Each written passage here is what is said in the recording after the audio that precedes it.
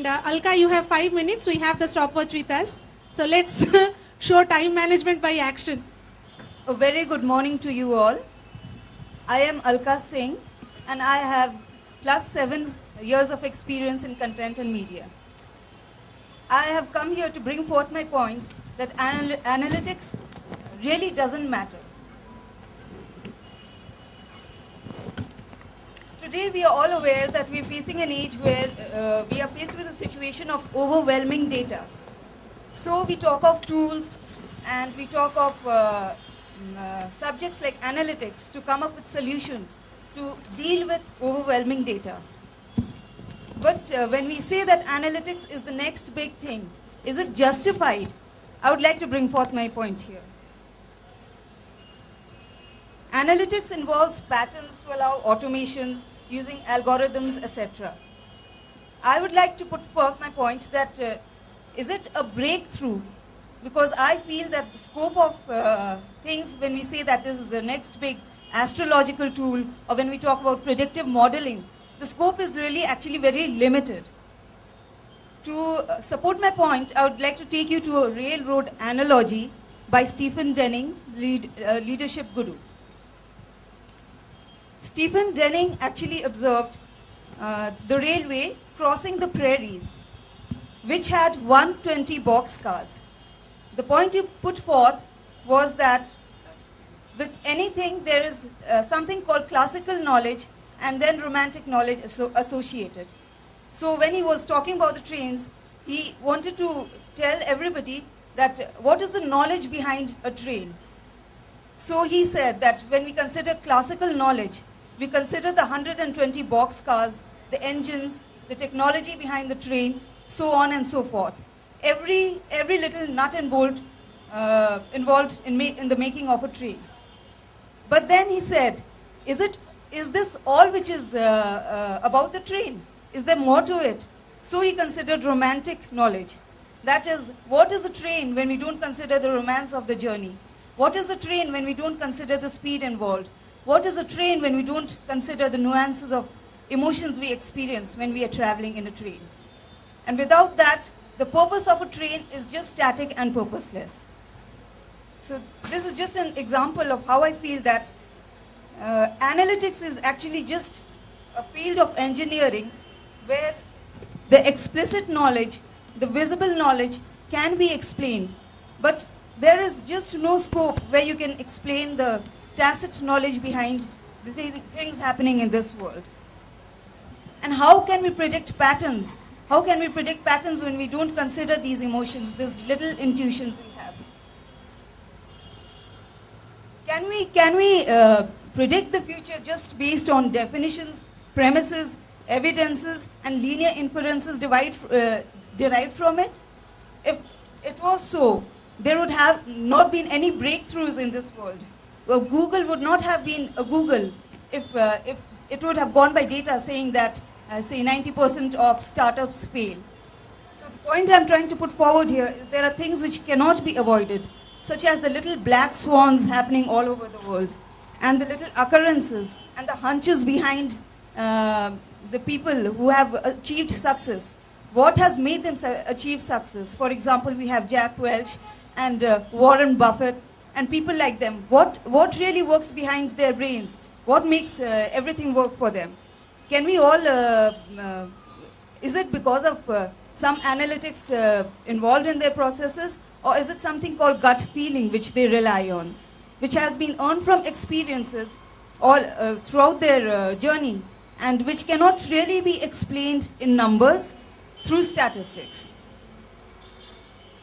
I believe that analytics is a very novel field and it is something which should be considered. But then, is it not becoming a very limiting thing? Because once we are limited by the scope of analytics, we forget that there is a blue ocean strategy somewhere. We forget to think, we forget to analyze through our experiences and come up with something novel. We get too used to following patterns in life and deriving something from the past. So what is the point of deriving something from the past? It is something like talking about risks when everything has happened. What's the point of risk management when you have fallen places because of wrong risk management. So prediction means more than that. So I would now- just like to end with just one quote of Warren Buffett. I wouldn't like the audience to miss out on that. Oh, sure. Warren Buffett always said that beware of geeks bearing formulas. He had a point to it. I feel so. Okay, so let Sindhu refute all the points that Alka has got. Good morning, everybody. I'm Sindhu Tripathi, and I have around 7.5 years of experience in IT and telecom industry. And I'm in the view of analytics does matter. I would start my points with Hindi saying that Parivartan Sansar ka niyam hai. All the businesses operate in this world, and the world is flat. Everything is changing. So we can say that change is the only constant. Many of the previous bases for competition are no longer available. To start with it, I would like to give an example like unique geographical advantage. It doesn't matter anymore, especially in today's global competition. Then comes protective regulation, which has almost gone. Proprietary technologies, which can anybody copy very easily. Breakthrough innovation in products and services business, it seems to be very, very difficult to achieve. So what is left? The left thing is, how can you execute your business with maximum efficiency and effectiveness? And how can you make the smartest possible decision? And here is when analytics come into picture. It may be input for human decision or may drive fully automated decisions. What are good decisions? How can anyone make good decisions? Just by intuition? Of course not. You have to be you have to analyze your systematic database. You have to analyze your assembled database to come to a good decision. Analytics can support almost any business process. What business organizations need to have is to they actually need to have a distinctive capabilities which can be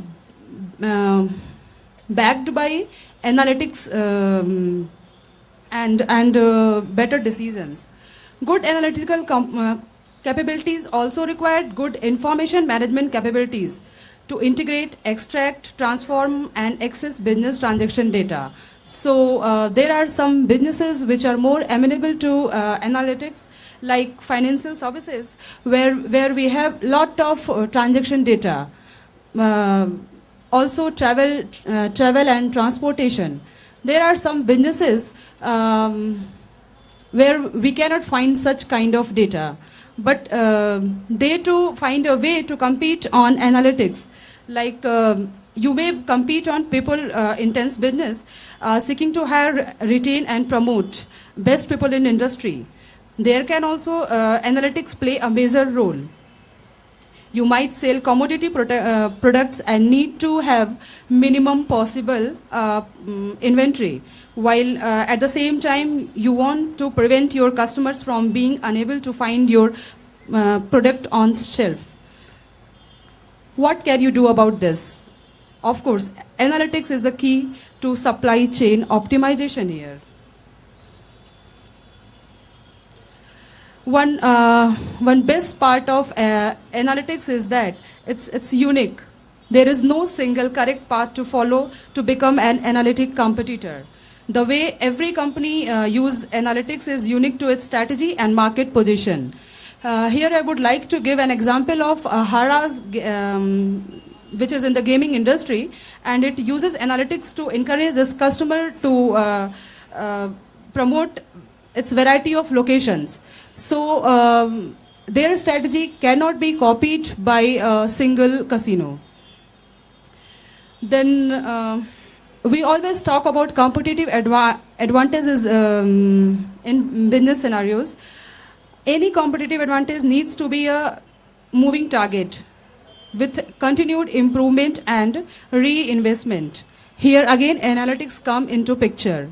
It can give you that improvement and moving target.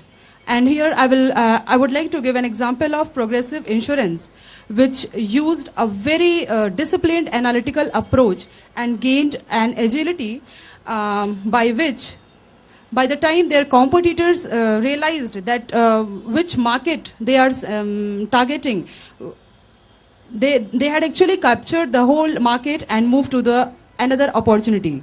So once again, I would like to say that analytics Good morning, does matter. ladies and gentlemen. My name is Vijay Zapier. I'm a student of the EPGDPM batch in this institute, and I have 5.5 years experience in e-learning and the finance domain. I'll be going for the motion that does analytics matter, and I would be against this motion. Business always runs in cycles, and these cycles change according to different economic, political, social, cultural, technological factors. Today, in this era of flat world, like my colleague Sindhu rightly pointed out, businesses have reached a situation where they are losing their traditional competitive advantages. Advantages in terms of low labor costs, in terms of geographical locations, in terms of access to unique materials. Increasingly, the macro business environment is becoming highly commoditized.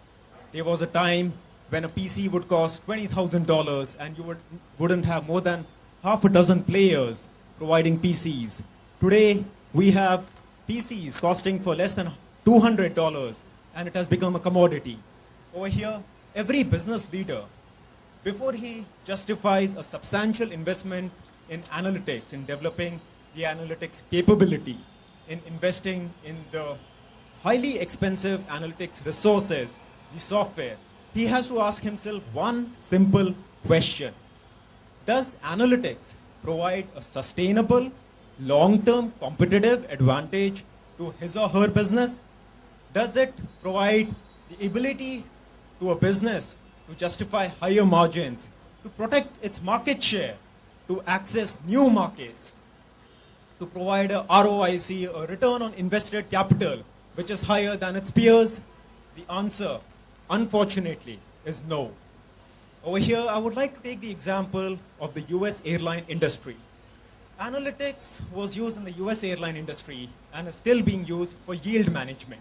Basically, what that means is that airlines have a definite supply of airline seats, and they know that once a flight takes off, a seat which is not filled with a customer is a loss. So they have to ensure that they price their air tickets at an optimum level. If it's too high, the seat goes empty. If it's too low, then the airline loses out on revenues and it has an opportunity cost. So how do you justify the optimum ticket price?